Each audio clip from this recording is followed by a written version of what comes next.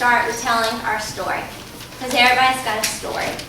And this is the story of my husband and I and our family, and many of you see us after youth with our sweet little twin girls, Adeline and Marilee, and they're just walking and, jibber-jabbering, and they're everywhere, happy, smiley, wonderful.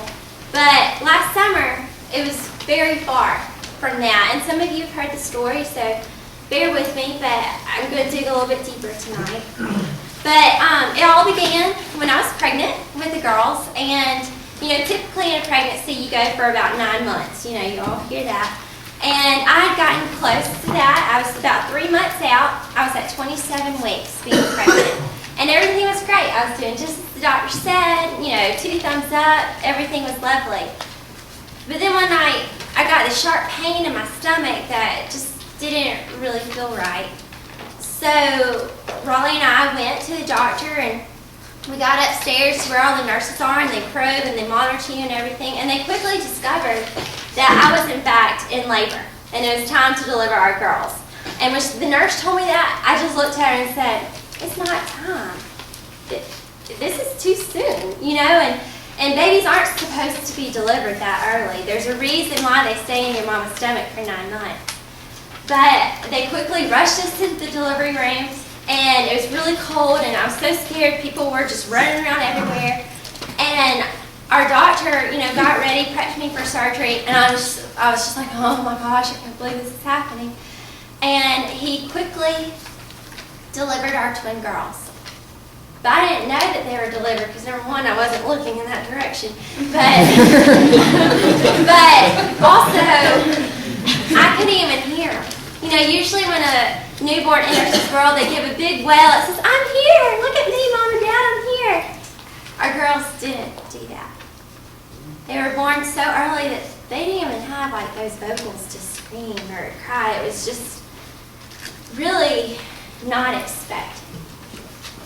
And my husband kind of looked over and he saw that they were really battered and bruised, and we didn't know what was going to happen. Immediately, there's a big hurdle of doctors and nurses, and they rushed them to this special place in the hospital for sick babies. It's a special place where sick babies go called the Neonatal Intensive Care Unit, the NICU.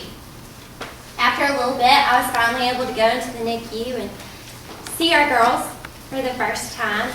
And as I walked up, I wasn't able to hold them in my arms like most mothers do and gaze, adoringly into their eyes.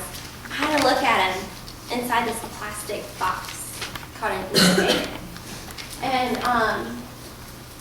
as I stared there looking at my girls, I realized that they didn't look like normal babies. Usually a baby's born anywhere between, 5 to 10 pounds. Our girls weighed 2 pounds. They were less than a bag of sugar. And they didn't really look like normal babies. Their heads weren't developed all the way. You could see these ridges. Here's some pictures behind me. You could see these ridges in their head. And their eyes were still fused together. They weren't even developed enough where their eyes had, not been fused. They had this awfully red, ruddy color to their skin. It wasn't that soft, sweet, newborn skin.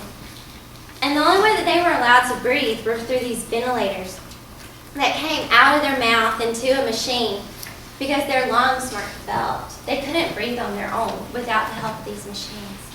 Their little tiny hands had these IVs, stuck all in them and in their little bitty toes.